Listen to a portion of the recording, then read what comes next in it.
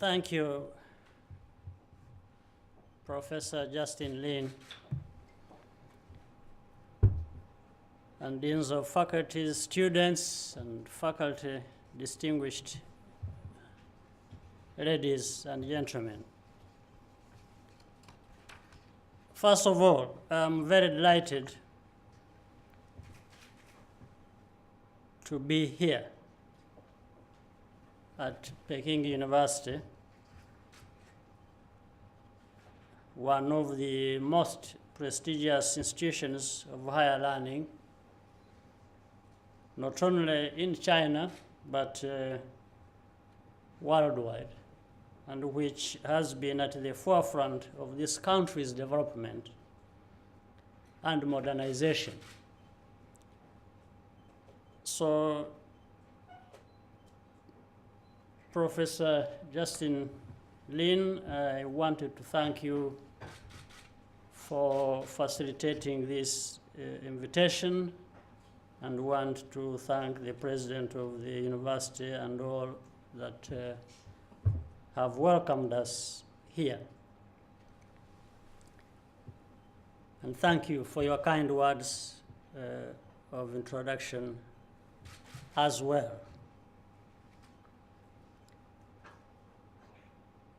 Now, I'm also happy to be talking about the role of Africa-China cooperation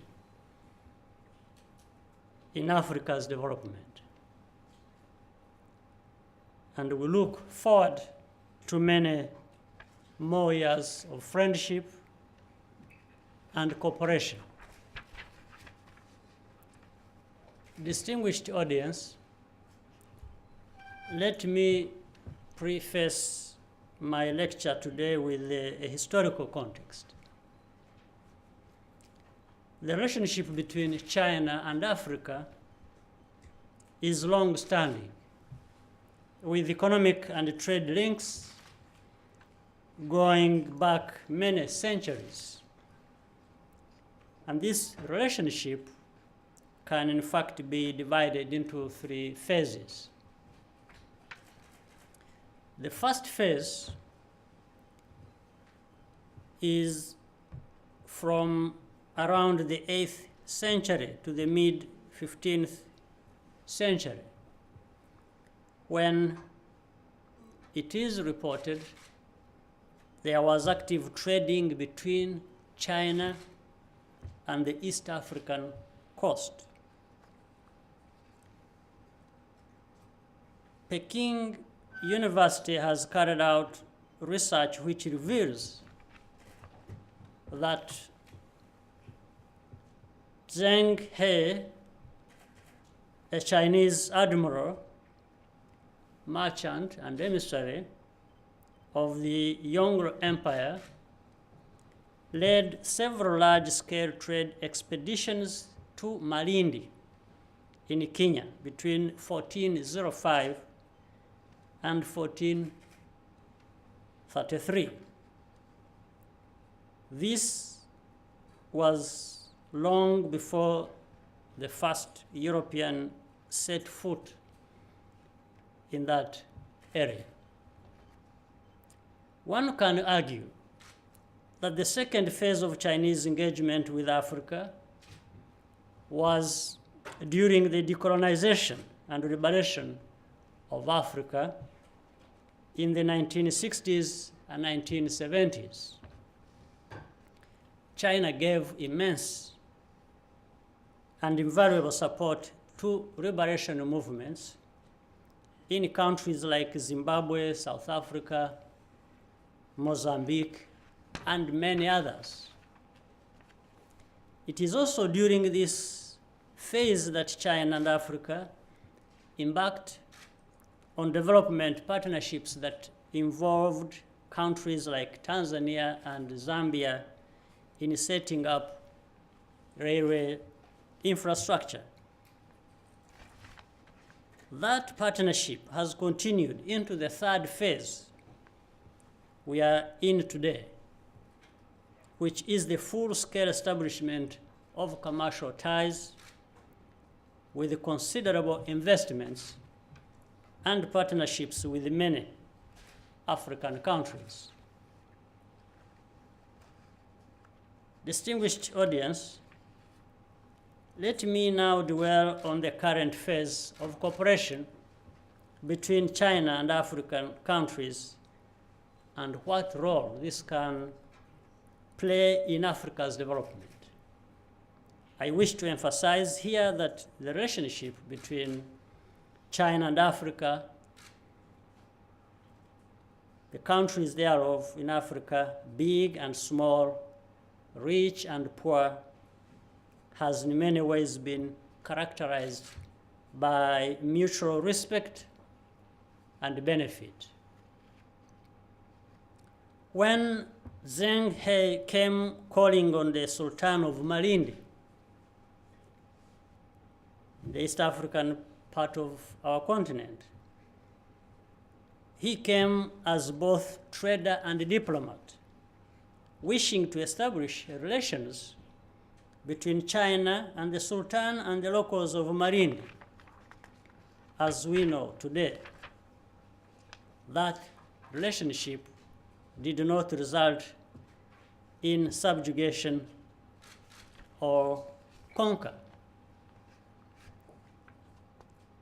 That spirit has continued to be the hallmark and the desire of subsequent relations. And today, both China and Africa have common interests that make cooperation imperative. This does not mean that we have to agree on everything every time.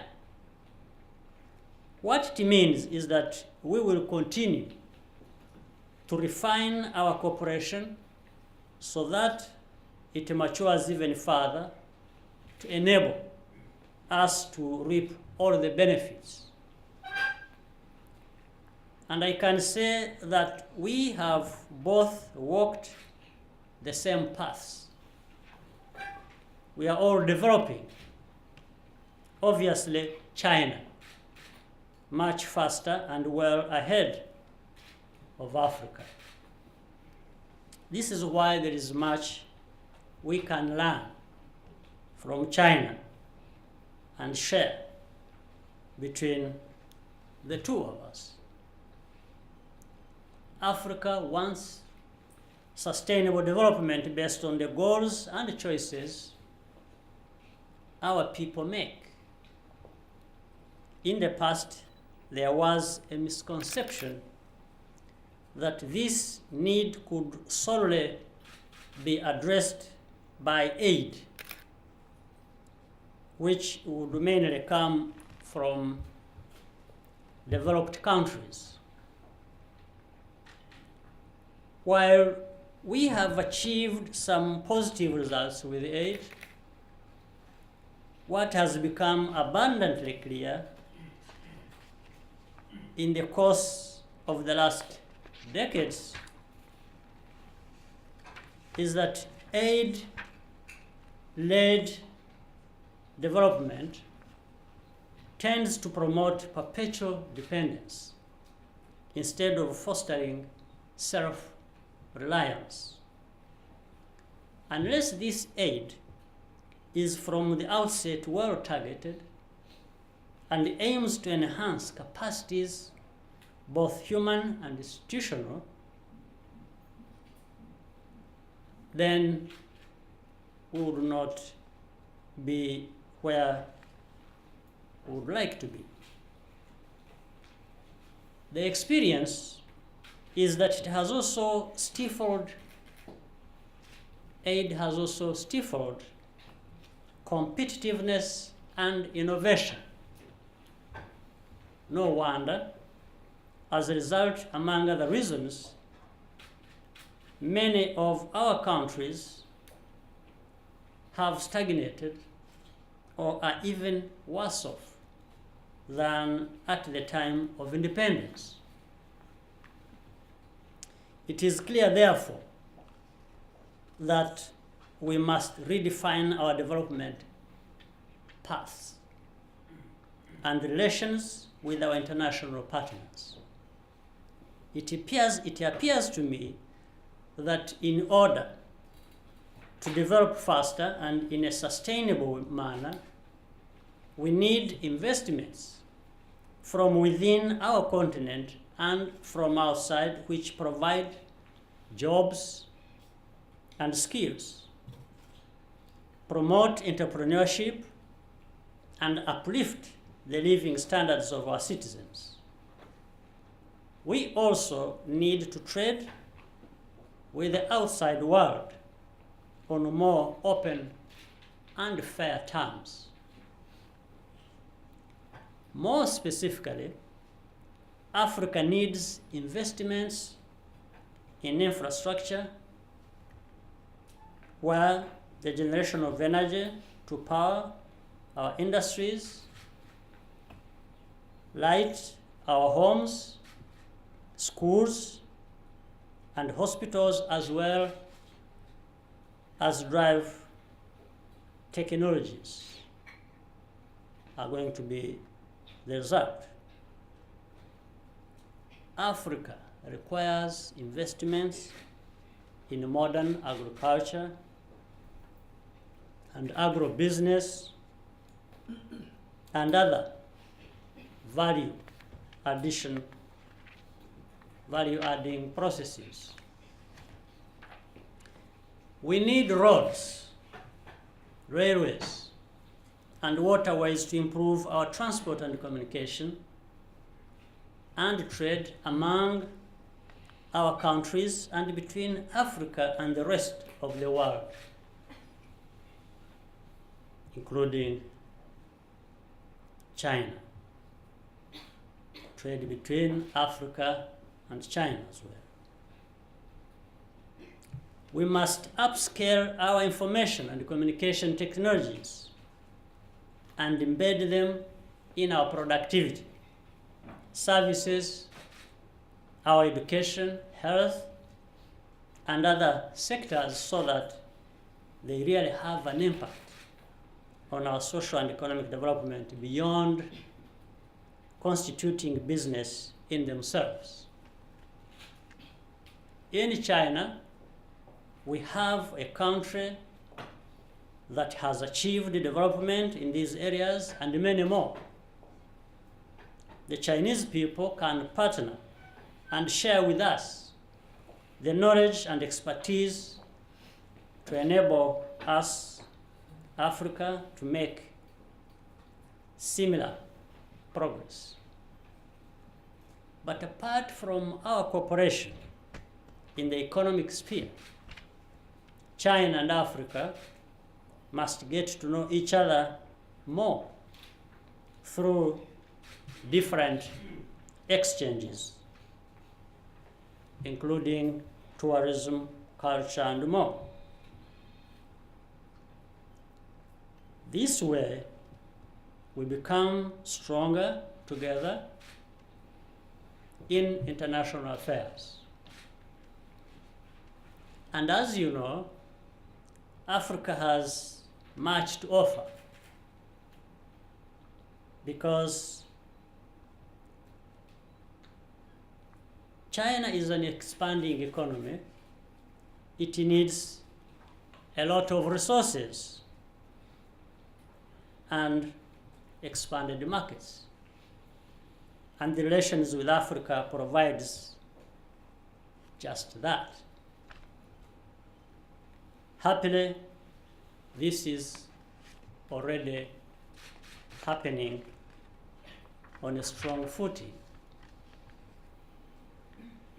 According to the Forum on Africa, China, Africa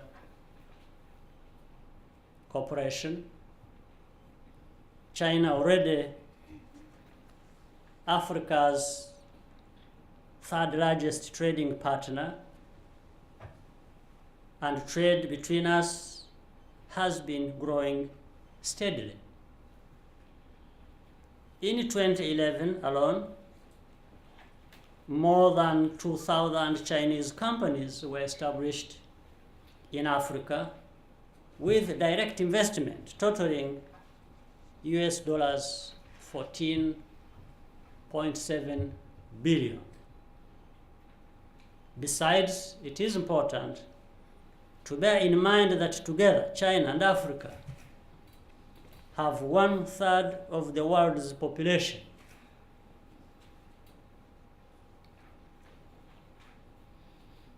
Working together, we have a much and more profitable volume of trade that is commensurate with that size.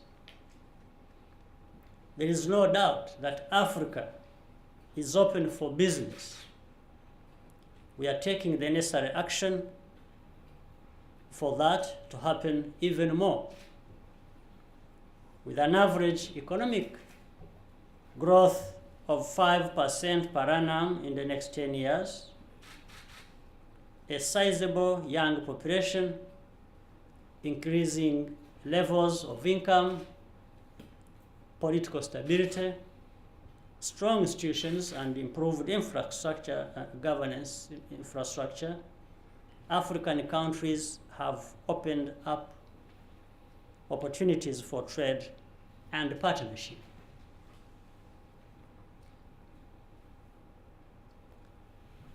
In fact, some African countries, including Rwanda, have realized economic growth rates of over 8% in the last 10 years. And we are hopeful that we can reach our aspiration to attain middle income status in the near future. Distinguished ladies and gentlemen, let me conclude by saying that the China-Africa cooperation is first and foremost about people. It is about changing their lives for the better and helping them attain their aspirations. It is about young people fulfilling their potential and realizing their dreams. In that respect, I am pleased to note that China has committed to providing 5,000 government scholarships to African students every year. What those students share with those of Peking University is the desire to acquire knowledge and skills, to innovate, and to create. They want to be agents of change and to take charge of the development of their countries. They want to bring greater prosperity and dignity to our people. This, I believe, is and should be at the heart of the China-Africa relations. I thank you for your kind attention. I'll now be happy to take some questions from the audience if there are. Thank you.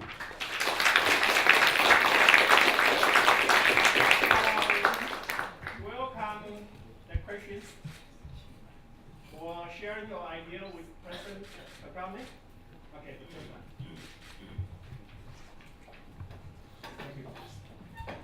Thank you, President's speech. It's an honor for me to ask you a question. And as Professor Lin said, your country is undergoing a high-speed economic development after 1994. As the past years of Chinese mainland and Taiwan. But I want to know that how do you think how to just balance the public welfare and the high-speed economic development? Well, evidently, the development process anywhere is going to be challenging. So our own has its own challenges. But as I said, it has opportunities as well. And basically, it builds on people. And really, once people are well organized, leaders have put in place, together with the people, good policies, the rest is to make that work. And building on the energy and the desire of people, things are bound to happen. So, in our case, starting from a very low base almost on everything, from the devastation of the country, all we had to do first and foremost was really to mobilize our population and say, look, here is a tragedy. It has happened to our country, but we cannot live a life of tragedies. We must turn the corner, we must change the situation, and it is us who can make that happen. So you start really from where you are and from what you have, and then start building. That's what has happened, and we've seen progress happen without leaving anybody behind, because we have wanted and have actually involved everybody in this process. I'll give you simply a feel of what is happening.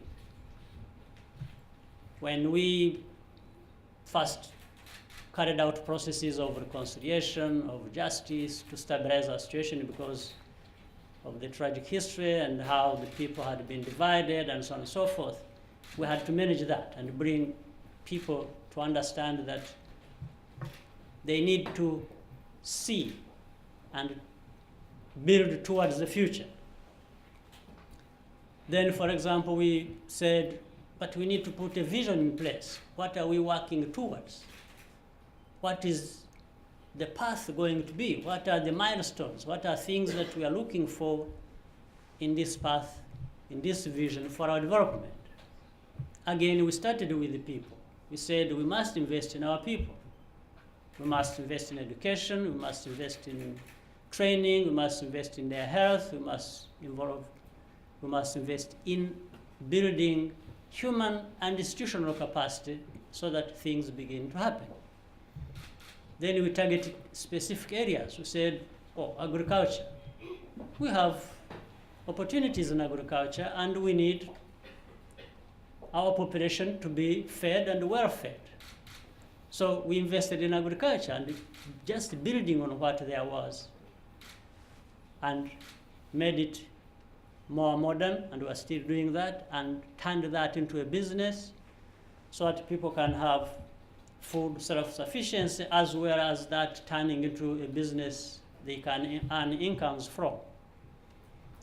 And then invested in infrastructure. We started talking about services, started looking at investing in IT to support the service industry.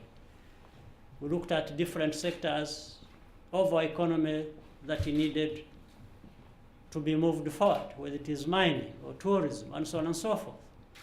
So as we do this, you will always see one constant. It's how much growth can happen, but how much this growth can also be anchored in our population, can actually contribute to the development. It's not just growth in terms of numbers, impressive numbers. It is growth that is anchored in the population and contributes to their well-being. So this has always been the way we have moved forward, and the challenges are like that. And then we called upon the private sector. We started saying, this is your transformation to lead. Private sector, you must lead the transformation. And also started working on a very good environment that can facilitate such a businesses to take place. Entrepreneurship, to move forward, innovation, creativity, and so on and so forth. So this is how we've been doing it. And even learning from other experiences, now that's what comes to the second part of your statement or question, these are some of the things that we have seen happen and create change elsewhere. And particularly, a very good example is China. There are many lessons to learn, as I have said in my speech, and learning through cooperation is even better. So there are many things we want to keep looking at, but mainly to keep practicing back at home, to continue this path we are already on. Thank you. Thank you. I'm a professor of economics at the National School of Development at the Peking University. Honored President, thank you for your extremely inspiring speech. So I really like it. You started with your speech by highlighting the problem foreign aid. There are so many donors in Africa. Different donors come to Africa with different agendas. Sometimes, some of which are incompatible with the local conditions and the local comparative advantages. Rwanda seems to have done extremely well. Can you share a little bit more of your experience? How have you balanced the divergency between the donors' agenda and your country's own development priorities? Thank you. This is a very complex area, We have made very good progress, and we have made challenges very often. But the most important thing is there are a couple of things. For any country to develop, the people of that country will at one point or another have to take ownership of their process of development. Development, like many other things, is not going to be something anybody can hand to you. No, it's something you must work on and work at yourself. That's the first point. Therefore, the second thing is, once you are on that path already, and there are certain demands you are going to make of your own people or of others who are associated with that process. And in doing that, you want to be sure you are correct both for domestic purposes. You understand your problem at home, you understand the difficulties, you bring in the people, you make sure they also understand and are part of the process of finding a solution. Therefore, you have to make sure you feel you are correct in what you are doing. That gives you a lot of strength in start setting the terms. And setting the terms here, what I mean is, it becomes easier to look in the eyes of the donors and others having to bring anything to the situation and say, you know what, I really suggest that we do this. And be firm about it.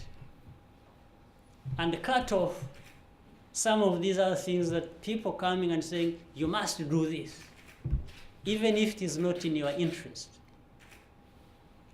So there is always going to be some kind of conflict in the process. People tend to want to give support.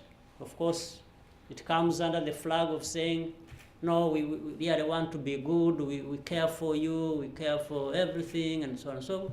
Okay, on one hand, maybe, fine, but it can't always be okay that somebody else will come and tell you he is interested in your well-being than you are even interested in it. It can't be correct, at least not for a long time. So from that, you start, and again, you also do it in a way that encourages openness. You are open about doing it. It's like there is nothing you are hiding. You're saying, look, this is what is good for me. Let's talk about it. What do you say about it? Do you think it's not good for me? If you want to support something that I own, that I'm leading because it is my situation. It is our people. We are the ones, in the end, going to own the consequences of whatever kind when they come out. And as you know,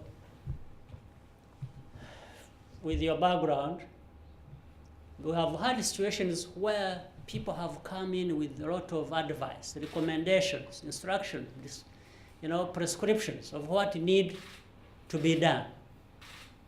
And when things go wrong, they actually blame you. They don't take the blame. They turn around and say, oh, why did you do this? You don't even have a chance to say, no, but you are the one who told me to do it. So this is very key, to take ownership and take it in a good way, in an open way, in a way that you challenge yourself, but you also challenge others to say, what's wrong with us doing this? What's wrong with you supporting this that we are interested in as the recipients of this generosity? So that's what we have done. In fact, in the first like 5 to 8 years after the genocide, it was about this. It was about this, jostling and pushing and pulling and about this, until we really became very firm and said, no, we must own our process of development. We appreciate the help from outside, definitely. There are many gaps we want people to fill, but we must remain leading our process. So we have insisted on this, and we've seen it work.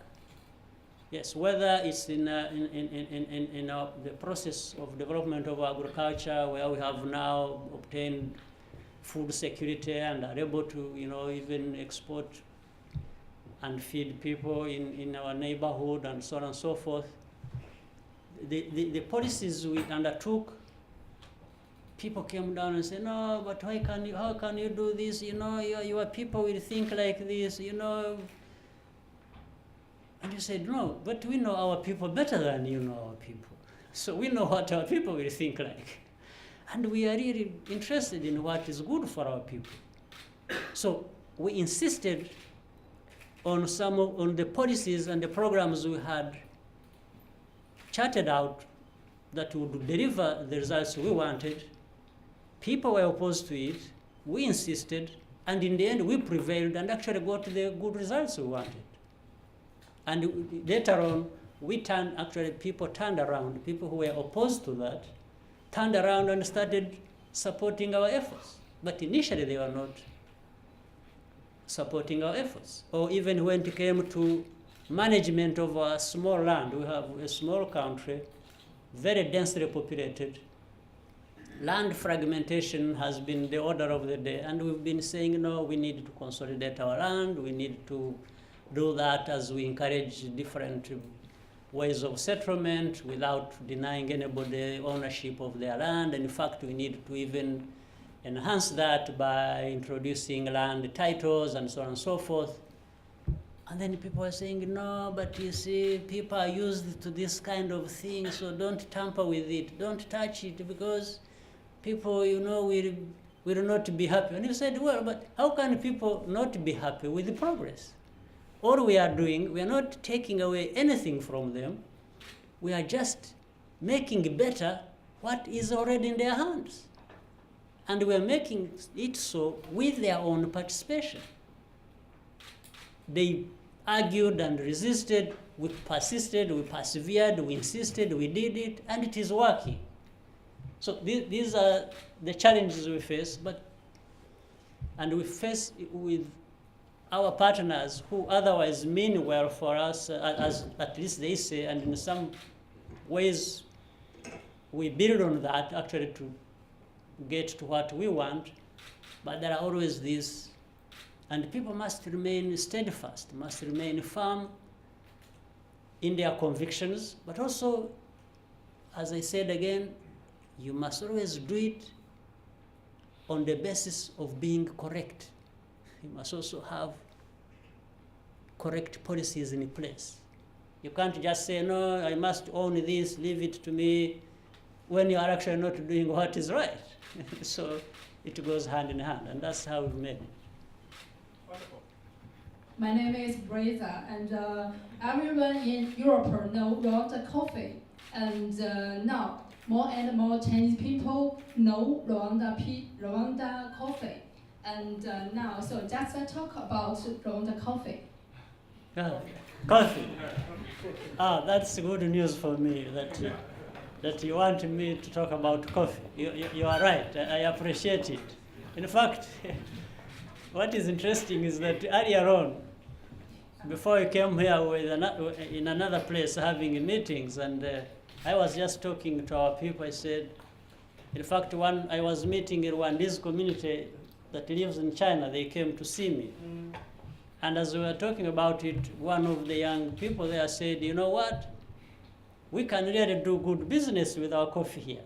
And in fact said, in some quarters, people know our coffee. It's very good coffee. And I said, well, what have you been waiting for? You really needed to have brought Rwandan coffee to this place because those who know it like it, and the others who have not known it would know it and like it, and that is good for business. So what we are doing back at home, we are already developing the subsector. Coffee is actually bringing incomes to the local people. You see, Rwanda has been growing coffee for a long time, but at one point, coffee was almost disappearing because the farmers were not getting anything out of it. So they just gave up growing coffee. So we revived it when we came back, made some investment, excited the population to go back, and made sure that our coffee could be, we started moving towards just selling, beans. Anyhow, we first did washed coffee. We kind of, added some levels of value to that. And we are seeing incomes come to the farmers. And when farmers started getting incomes from their coffee, they got more interested. They grew more coffee, and more coffee brought more money. And the beauty of it, the money was going to the farmers, the local people. So a wide number of people got money from it, in fact, got rich from it. So we are looking at that one way of linking this country with our coffee is the opportunities are immense, definitely. So we want some of our people to bring coffee here. And the young man who was telling us was already talking of some coffee shops that Rwandans have established that are already bringing to them a lot of profits and benefits, and he was talking about bringing the coffee shops here to China, and I am going to encourage that and do everything to make sure that maybe this university, this campus might have a very beautiful coffee shop around, things like that. And as we know, in the theory of economics, the comparative advantage is very important for a country to be competitive in the international society. So my question is, in your opinion, what is the comparative advantage of Rwanda other than the Rwanda coffee? Thank you. Right. Well, first of all, as I said, a bit of background you have had. Rwanda has no comparative advantage generally in terms, say, of agriculture, given our region and the neighbors and so on, who have much bigger land and kind of. So ours is a small land, and we can only take agriculture to a certain extent. But we need to do that. There is still a potential we have not fulfilled when it comes to agriculture. But broadly, agriculture would not give us any comparative advantage with others, looking at it broadly and beyond our borders. But when it comes to coffee, the beauty of coffee, the coffee we produce is of a very high quality. It's fact unique. In fact, I was visiting different places where they sell coffee, including Starbucks. And I found that year I was visiting, of all coffees all over the world, Rwanda's coffee was being ranked that year as #1. Then you had Ethiopia, Kenya, Colombia, and others follow. So which already shows it was there. It was appreciated. It was good. So we just needed to make sure that it is available and therefore with benefits accruing. But I said, so the issue, the point you are making of comparative advantage, we can only take some of these things that far. But and as the example I've given in terms of agriculture. But there is one thing that never goes wrong. When we invest in knowledge, when we invest in our people, when we invest in infrastructure that will support all these, that will support innovation and creativity, there the ground is level. You see what I mean? So Rwanda is still trying to find its place in this area, and in which the same area will also support other areas where you are still seeking comparative advantage, or where it is. If it is not, then you are able to go to something else. So investing in knowledge, in skills, in infrastructure that bring that together. We have seen, like, for example, the investments we have made in IT, and based on the infrastructure we have put in place, is already in many ways giving us a good position given the area we are living in and how we can link with the rest of the world.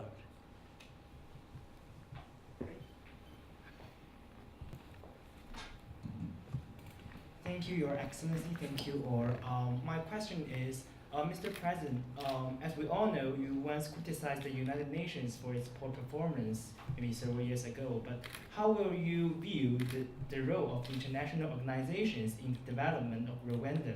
Specifically, how would you evaluate Professor Lin's, the World Bank under Professor Lin's leadership? How will you evaluate the World Bank's work? Thank you. Okay. Certainly, Professor Lin's World Bank has done a better job than many other institutions, and I'll tell you why. So the criticism, my criticism of some of these institutions, international institutions, is really related to what has happened in my country and how they have behaved when they have come in claiming or wanting to help. Sometimes they have spent so much and done so little or nothing. This is my measure of how much one institution or the other have succeeded. You will see how much they have put, say, in dealing with our tragic history, trying those who committed genocide and others and so on. So much in terms of resources has been put in, billions in fact. But at the other end, you don't see much results. And in the country, our systems, not spending so much, have actually achieved much more, hundreds of times more than what the other institutions have achieved claiming to be supporting our processes. Now, what the difference between, say, the World Bank and the UN, in the World Bank, we've seen over time learning lessons. They have been learning lessons. In fact, how they used to conduct business 10 years ago is not how they conduct business today. Maybe that was the time Lynn was also part of that, when there was this transition. And one reason for that is that they started listening. You see, when you don't listen, you don't learn. But the World Bank and IMF and others, in a way, have been opening up to listen, to say, what are these people saying, the people we are supporting? That's very important. But in most cases, the UN doesn't listen and doesn't learn, therefore. So it keeps. I work on many commissions of the UN. For example, I'm on one, I'm a co-chair of one of the Millennium Development Goals, the group of advocates. I'm co-chairing that with the Australian Prime Minister. And there's another one, Broadband Commission under ITU, which is the UN thing. I'm a co-chair again, with a private person, Carlos Slim, the Mexican. And I'm always stressing this from that position. I'm saying, ladies and gentlemen, if the UN wants to be helpful, it must also listen. It must listen to the needs, to the ideas, and the new ideas of how things can be done and done differently for different results. So I try to do that. But the World Bank, the IMF, some of these other institutions, I think they have begun, and they have benefited from some of the people who are coming in from different backgrounds, new people, they come in with new ideas. But traditionally, they want to remain closed and saying, so, but let me reserve my other criticisms for those institutions.